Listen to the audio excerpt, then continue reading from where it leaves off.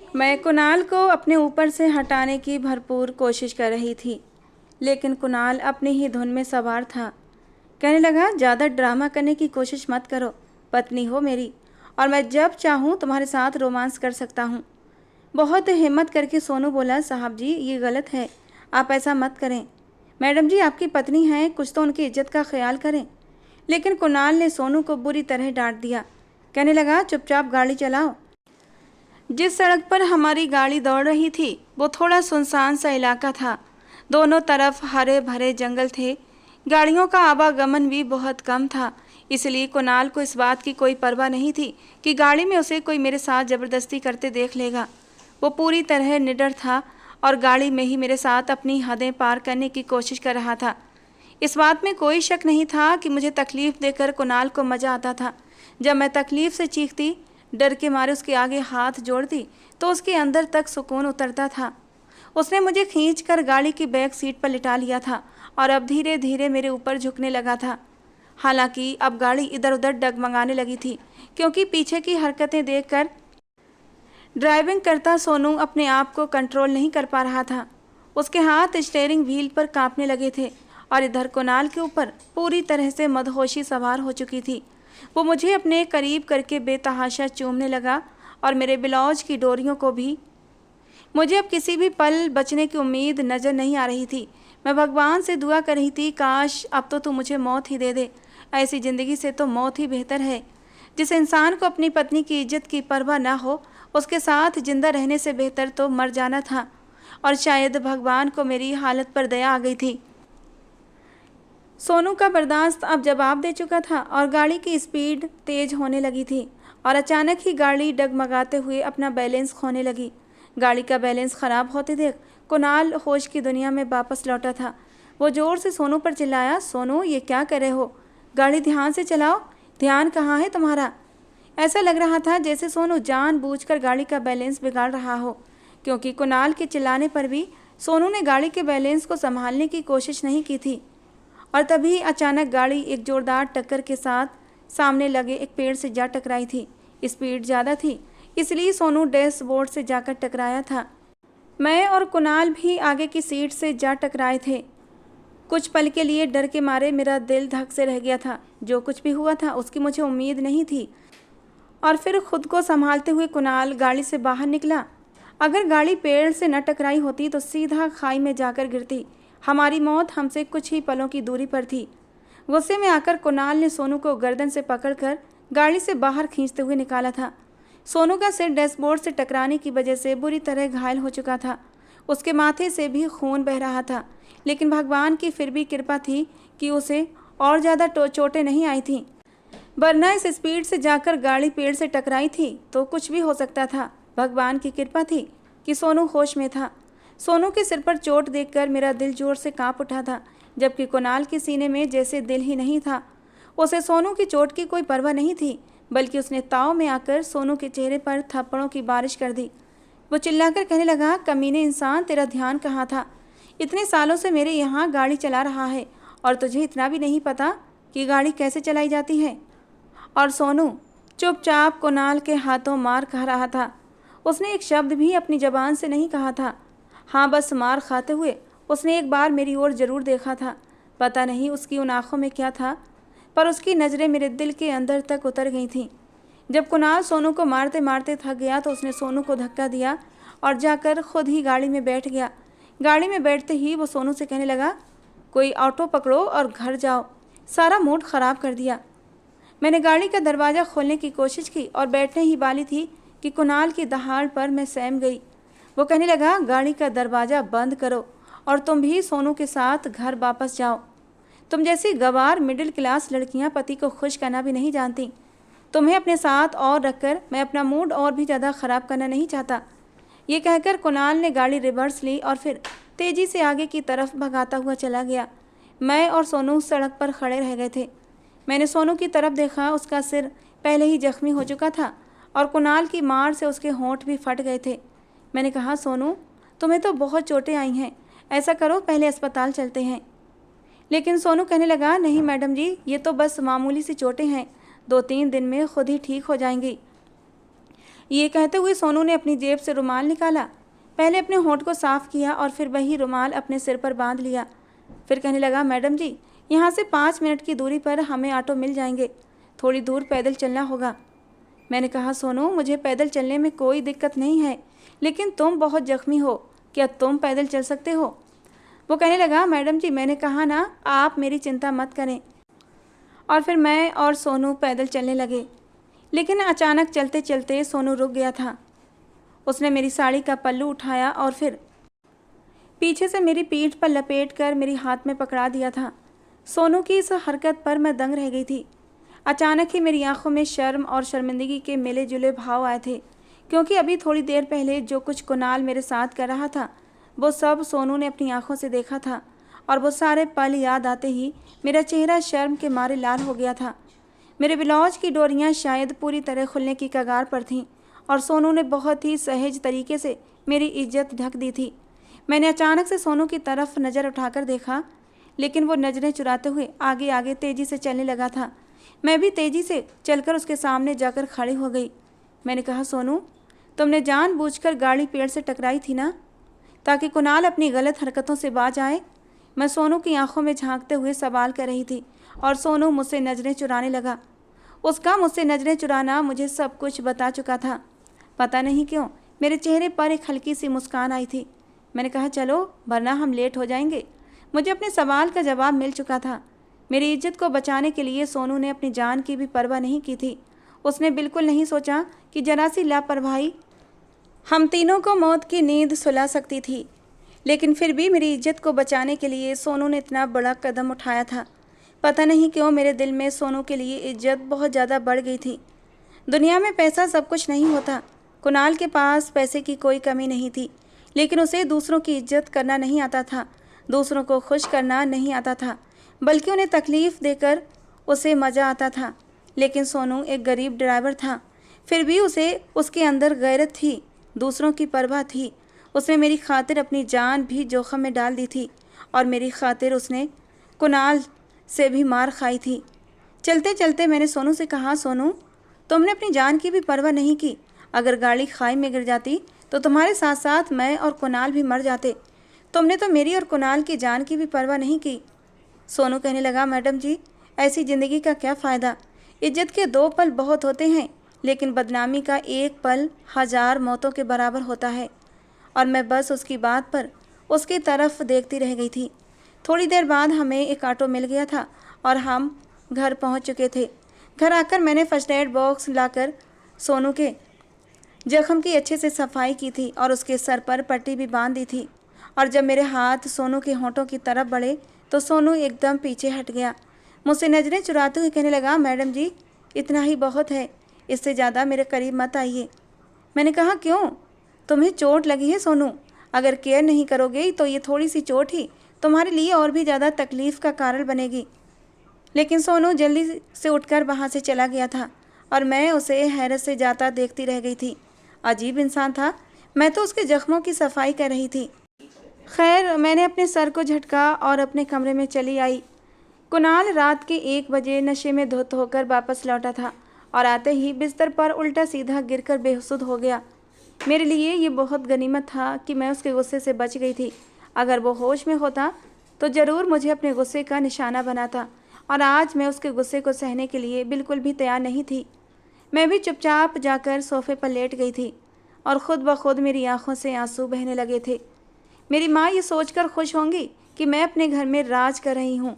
इतना अमीर पति जो मिला है मुझे, जो मेरी सारी ख्वाहिशों को, मेरी सारी इच्छाओं को पूरा करता। लेकिन उन्हें ये नहीं पता था कि उनकी लाडली बेटी रो रो कर अपनी ज़िंदगी के पल काट रही है। धीरे धीरे हमारी शादी को 2 महीने हो चुके थे और कुणाल ने मुझे एक बार भी मेरी माँ से मिलने नहीं दिया था। कुछ दिनों से मेरी तबीयत भी काफ़ी ख़राब लग रही थी।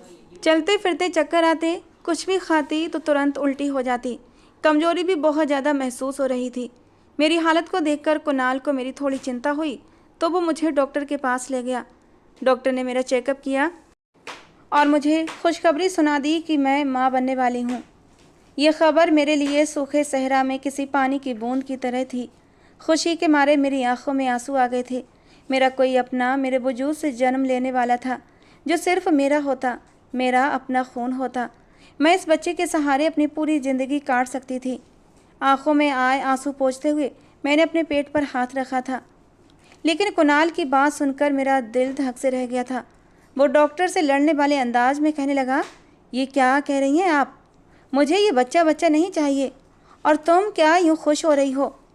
मैंने तुमसे शादी बच्चों के झंझट के लिए नहीं की थी। मैं अपनी ज़िंदगी एंजॉय करना चाहता हूँ और ये बच्चे के झंझट में पड़कर अपनी ज़िंदगी के मज़े ख़राब नहीं करना चाहता। डॉक्टर, मुझे अभी के अभी अबॉर्शन चाहिए। मुझे ये बच्चा किसी भी कीमत पर नहीं चाहिए। और कुणाल के मुंह से ये शब्द सुनकर मेरी तो जान ही निकल गई थी।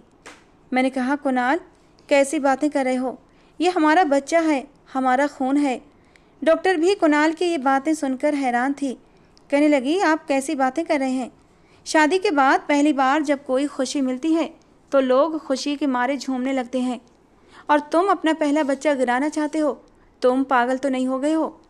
गुस्से के मारे कुणाल डॉक्टर पर भी चढ़ बैठा था। कहने लगा, जो कहा है बस उतना करो। मुझे ये बच्चा किसी भी कीमत पर नहीं चाहिए। बच्चा पैदा करते ही मेरी बीवी की सारी खूबसूरती ख़त्म हो जाएगी और मुझे मोटी फैली बदसूरत बीवी नहीं चाहिए। मुझे अपनी बीवी का फिगर ख़राब नहीं करना। मैंने कुणाल से लाख मिन्नतें की, उसके हाथ पैर जोड़े, लेकिन उसका पत्थर दिल नहीं पिघला। उसी दिन उसने मेरा अबॉर्शन करवा दिया और मुझे घर ले आया। वो पूरी रात मेरी अंगारों पर गुजरी थी। इस बात को पूरे 3 दिन हो चुके थे और इन 3 दिनों में मेरे आंसू नहीं रुके थे और ना मैं कमरे से निकली थी।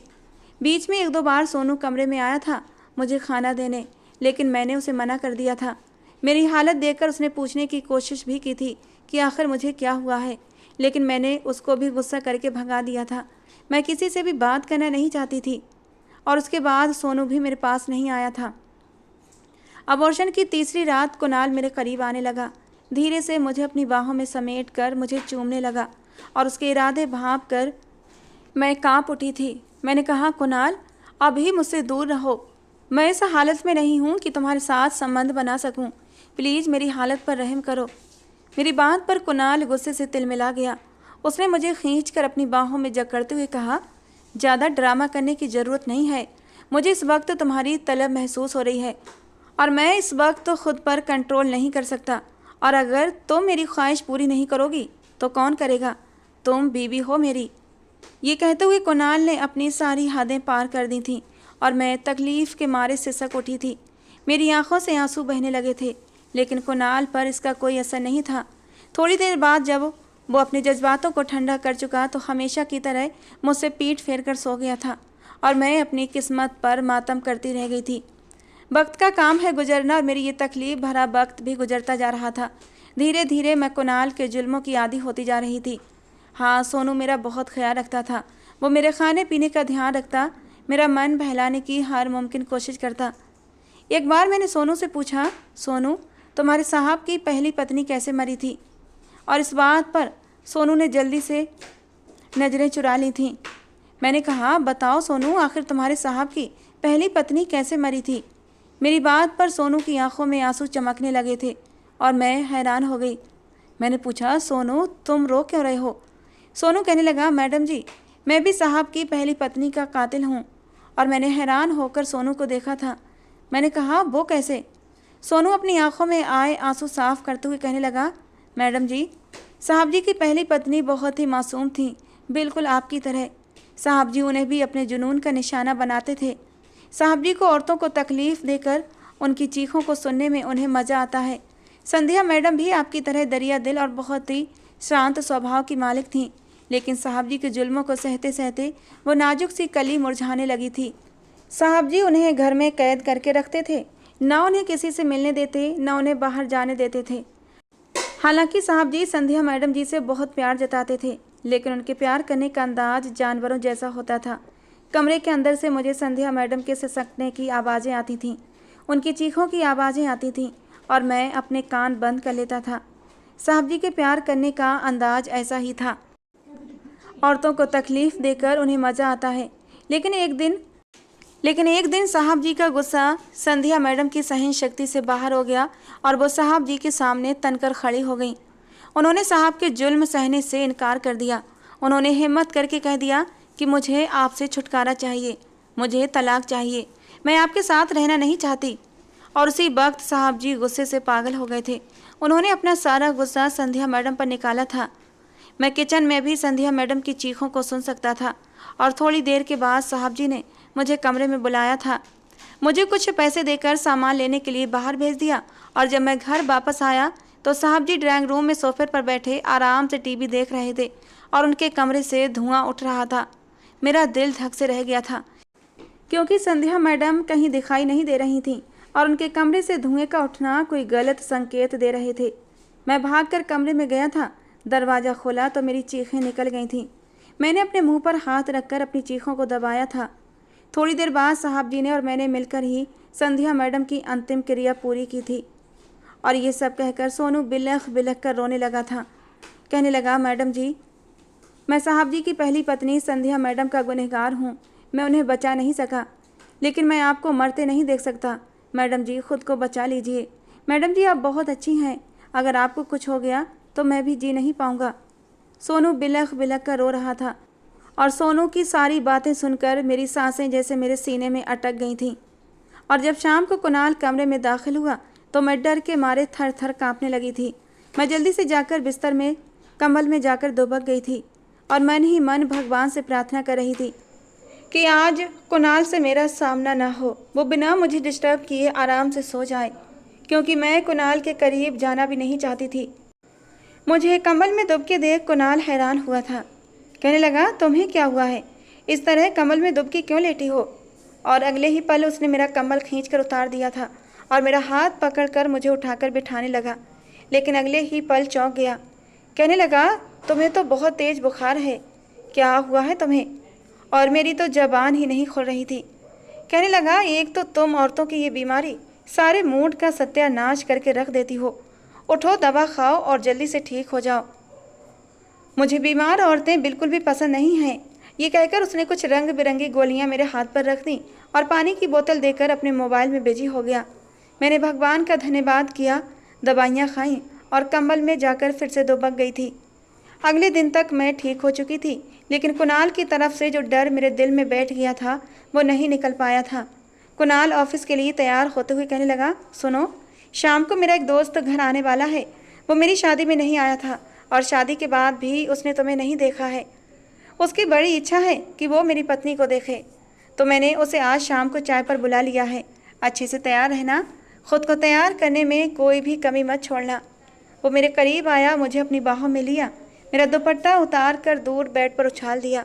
मुझे भरपूर नज़रों से देखता हुआ कहने लगा, अपनी खूबसूरती को उभारने में कोई भी कमी मत छोड़ना। पिछले हफ्ते जो ब्लैक कलर की साड़ी मैंने तुम्हें गिफ्ट की थी ना, वही पहनना। राहुल की पत्नी बहुत खूबसूरत है। उसे देखकर हमारे सर्कल के जितने भी लड़के हैं सब अपना दिल थाम लेते हैं।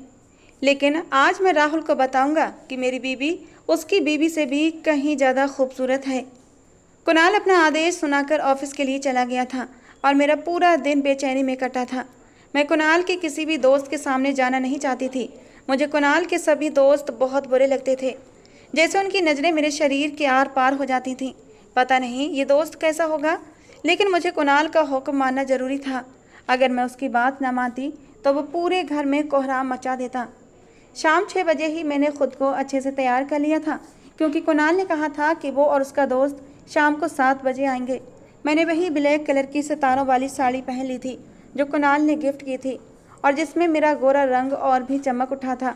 जब मैं नीचे उतरी तो हॉल की सफाई करता हुआ सोनू एक पल के लिए रुक गया था।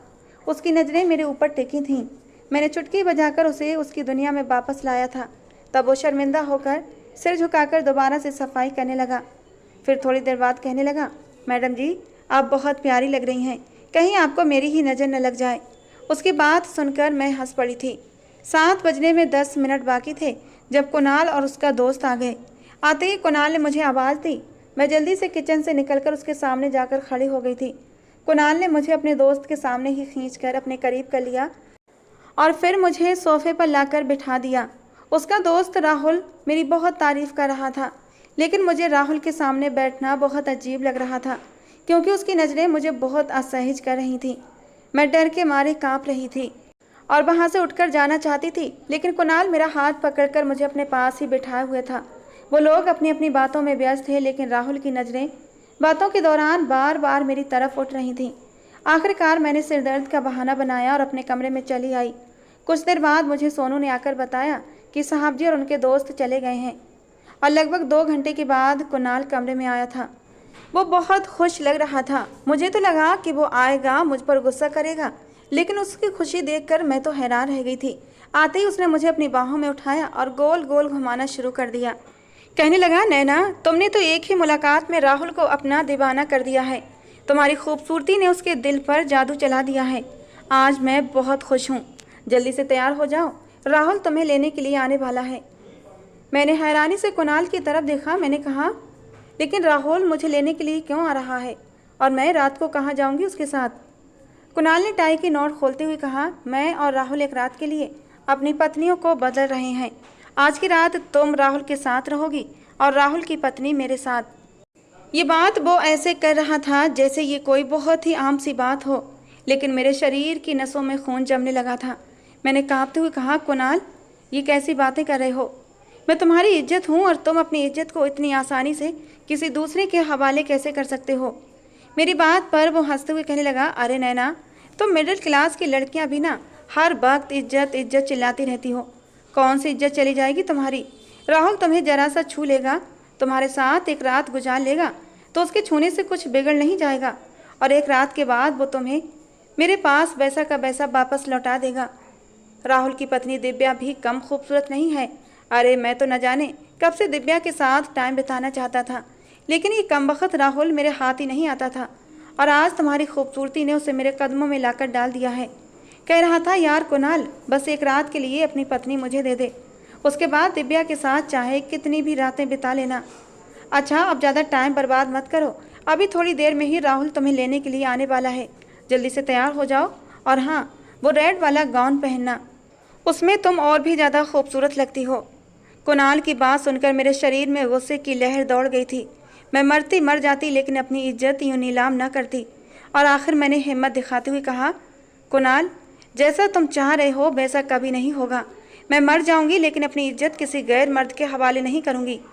मेरी आंखों में गुस्से और बगावत की चमक देखकर कुणाल के अंदर का जानवर जाग उठा था। उसने मुझे दीवार की तरफ धक्का दिया। मेरा सर दीवार से जाकर टकराया था। उसने गुस्से में मुझे थप्पड़ मारते हुए कहा, तुम्हारी इतनी हिम्मत कि तुम मेरी बात से इनकार कर रही हो? तुम जानती हो तुम्हारा इनकार मेरे अंदर के गुस्से को हवा देने लगा है, और अगर मुझे गुस्सा आ जाए तो मैं कुछ भी कर सकता हूँ। मैं तुम्हारी जान नहीं मांग रहा, बस एक रात के लिए तुम्हें राहुल के साथ जाने को कह रहा हूँ। और पता नहीं मेरे अंदर इतनी हिम्मत कैसे आई थी कि मैंने कुणाल को दूर धक्का दिया और एक जोरदार थप्पड़ उसके गाल पर मार दिया था। मैंने कहा, तुम जानवर तो थे, ये बात मुझे पता थी। तुम्हारे सीने में दिल नहीं था, ये भी मुझे पता था, लेकिन आज मैंने ये भी देख लिया कि तुम्हारे अंदर गैरत भी नहीं है। तुम अपनी बीवी को यूँ दूसरों के सामने पेश कर रहे हो। एक नंबर के बेगैरत इंसान हो तुम। मेरी आंखों में गुस्सा देखकर कुणाल और भी पागल हो गया। कहने लगा, तुम्हारी इतनी हिम्मत, तुम कुणाल कुकरेजा पर हाथ उठाओ। आज तुम्हें तुम्हारी इस गलती की ऐसी सज़ा दूंगा कि मरने के बाद भी तुम अपनी इस गलती पर पछताओगी। संध्या ने भी मेरे सामने सर उठाने की कोशिश की थी, और आज देखो उसका अंजाम क्या हुआ है। और आज तुम्हारा भी वही अंजाम करूँगा जो संध्या का किया था। उसने मुझे खींचकर अपने पास किया और जलते हुए लाइटर को मेरी साड़ी के पल्लू पर लगा दिया था। ये देखकर मेरे गले से एक जोरदार चीख निकली थी। मैं अपनी साड़ी के पल्लू को झटक झटक कर आग बुझाने की कोशिश कर रही थी, लेकिन आग तेजी से मेरी साड़ी को पकड़ रही थी। कुणाल के जोर जोर से हंसने की आवाज़ें पूरे कमरे में गूंज रही थीं, और अगले ही पल कमरे का दरवाज़ा खुला और सोनू कमरे में दाखिल हुआ। सामने का मंजर देखकर उसके भी होश उड़ गए थे। सोनू को अंदर आते देख कुणाल गुस्से से चिल्लाया, तू यहाँ क्या कर रहा है? अभी कभी कमरे से बाहर निकल। आज मैं इस लड़की को मेरी बात के इनकार करने का मज़ा चखाऊंगा। सोनू की नज़रें मुझ पर उठी थीं। मैं अब भी ज़ोर ज़ोर से चीख रही थी और आग बुझाने की कोशिश कर रही थी। मेरी आधी साड़ी जल चुकी थी, और यही वो मौका था। सोनू ने पास रखा हुआ गुलदस्ता उठाया और कुणाल के सर पर दे मारा। बार बहुत ही तेज और अचानक हुआ था। कुणाल वहीं गिर पड़ा। सोनू ने तुरंत मेरी जलती साड़ी खींचकर दूर फेंक दी थी और बिस्तर पर पड़ी चादर से मुझे ढक दिया था। मैं रोते रोते सोनू के सीने से लग गई थी। वो मुझे तसल्ली दे रहा था। कहने लगा, मैडम जी, सब ठीक हो जाएगा। मैं राहुल और कुणाल की बातें सुन चुका था। वो दोनों अपनी अपनी पत्नियों की अदला बदली की बात कर रहे थे। ये सुनकर ही मेरा गुस्से के मारे खून खौल उठा था। मैं तो आपको बताने की हिम्मत भी नहीं कर पा रहा था, लेकिन अपना दिमाग चला रहा था कि आपको कैसे बचाऊं, कि तभी साहब जी कमरे में आ गए थे और मुझे अंदर से चीखने चिल्लाने की आवाज़ें भी आने लगी थीं। मैं समझ गया था आज कुछ गलत होने वाला है, इसीलिए मैंने पुलिस को कॉल कर दिया है। थोड़ी देर में ही पुलिस आ जाएगी। और कुछ ही देर बाद पुलिस की गाड़ी के सायरन बजने लगे थे। पुलिस के सामने सब कुछ साफ था।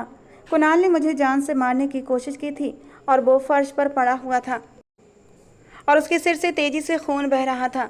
सोनू ने पुलिस को कुणाल की पहली पत्नी संध्या के बारे में भी सब सच सच बता दिया था। मुझे मेरी माँ के घर भेज दिया गया। मेरी माँ मेरी हालत देखकर फूट फूट कर रोने लगी। कहने लगी, मुझे क्या पता था वो ऐसा दरिंदा इंसान है, वरना मैं कभी तेरी शादी उससे ना करती। मैं भी माँ के सीने में छुपकर खूब रोई थी। कुणाल के सिर पर चोट इतनी गंभीर थी कि वो अपनी जान से हाथ धो बैठा।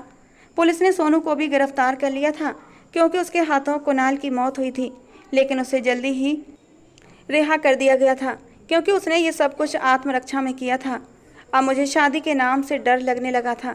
मेरी माँ जब मुझसे शादी की बात करती तो मैं पागलों की तरह चीखने लगती थी। थक हार कर मेरी माँ ने मुझसे शादी के लिए कहना बंद कर दिया था। जिंदगी उदास सी गुजर रही थी। कुणाल को मेरी ज़िंदगी से गए 4 महीने हो चुके थे, लेकिन जब भी कुणाल के साथ बीता वक्त मुझे याद आता तो ऐसा लगता कि अब भी उसके दिए जख्म मेरे शरीर पर ताज़ा हैं। फिर एक दिन मेरी माँ मेरे पास आई, कहने लगी, नैना आज तेरे लिए एक रिश्ता आया है। वो मुझे रिश्ता बहुत अच्छा लगा। मैंने लड़के वालों से हाँ कह दिया है और मैंने कहा है कि तुझसे पूछकर जवाब दूंगी। तू सोच समझकर फैसला कर, ज़िंदगी अकेले नहीं कटती। मेरी आखिरी इच्छा समझकर स्वीकार कर ले नैना, वरना मुझे चैन की मौत भी नहीं आएगी। मरने के बाद भी मेरी आत्मा बेचैन रहेगी, क्योंकि मेरे बाद तुझे सहारा देने के लिए कोई नहीं बचेगा। माँ की आंखों में आए आंसू देखकर मैंने चुपचाप सहमति दे दी। अगले दिन लड़के की माँ मुझे अंगूठी पहनाने आई। उनका बेटा भी उनके साथ था, लेकिन मैं कमरे से नहीं निकली। थोड़ी देर बाद माँ ने कहा, लड़का तुमसे अकेले में मिलना चाहता है। मैंने अनमने ढंग से हाँ कर दी। कमरे का दरवाज़ा खुला और अंदर आने वाले इंसान को देखकर मैं हैरान रह गई थी। आने वाला कोई और नहीं बल्कि सोनू था। मैंने कहा, तुम अपना रिश्ता मेरे लिए लेकर आए हो। सोनू धीरे धीरे मेरे पास आकर खड़ा हो गया। कहने लगा, मैडम जी, मैं आपसे शादी करना चाहता हूँ, लेकिन इससे पहले मैं आपकी मर्जी भी जानना चाहता हूँ, इसीलिए मैंने आपसे मिलने की बात कही। मेरी आंखों में आंसू भर आए थे। सोनू अच्छा खासा पढ़ा लिखा और बहुत ही हैंडसम लड़का था। बस मजबूरी के कारण कुणाल जैसे दरिंदे के घर काम कर रहा था। मैंने कहा, तुम मुझसे शादी क्यों करना चाहते हो? क्या मुझ पर तरस खा रहे हो? सोनू ने तुरंत मेरे आंसू पोंछकर कहा, नहीं मैडम जी, मैं आप पर तरस नहीं खा रहा, बल्कि मैं तो आपका एहसानमंद हूँ। आपने मुझे कुणाल जैसे आदमी से बचाया, वरना मैं अब तक कुणाल जैसे कातिल इंसान के साथ काम करता रहता और उसके बुरे कामों में उसका साथ देता रहता। मैं संध्या मैडम को बचाने में असफल रहा, लेकिन आपको बचाकर मुझे सुकून मिला है। उसकी बातों से मेरे दिल में सुकून उतर गया था। दिल में एक वहम था कि शायद सोनू मुझ पर तरस खाकर मुझे सहारा देना चाहता है, लेकिन सोनू की चमकती आंखों ने यह वहम भी दूर कर दिया था। उसकी आंखों में मेरे लिए बेशुमार चाहतों के दिए चमक रहे थे और शायद वो अपनी चाहतों का भी इजहार करना नहीं चाहता था, लेकिन मैंने उसकी आंखों से होते हुए उसके दिल की गहराई में छुपी मोहब्बत को परख लिया था। वो मेरे लिए अपने दिल में ढेर सारी मोहब्बत छुपाए हुए था और न जाने कब से मेरी मोहब्बत को अपने सीने में दफन किए हुए था, लेकिन कभी उसने मुझ पर जाहिर नहीं होने दिया था। और इन्हीं बेशुमार चाहतों के आगे मैं हार गई थी और मैंने उसे शादी के लिए हाँ कर दी। बहुत ही सादगी से हमारी शादी हो गई और जब सोनू ने मुझे छुआ, मुझे अपनी बाहों में समेटा, तो उस वक्त मेरे दिल की धड़कनों ने शोर मचाया था। कुणाल की बाहों में जाते हुए मेरा दिल डर से कांप रहा था, लेकिन सोनू की बाहों में मुझे बहुत सुकून मिला था। उसके सीने से लगकर मैंने अपनी आंखें बंद कर ली थीं और उसने भी मुझे किसी नाजुक गुड़िया की तरह समेट लिया था।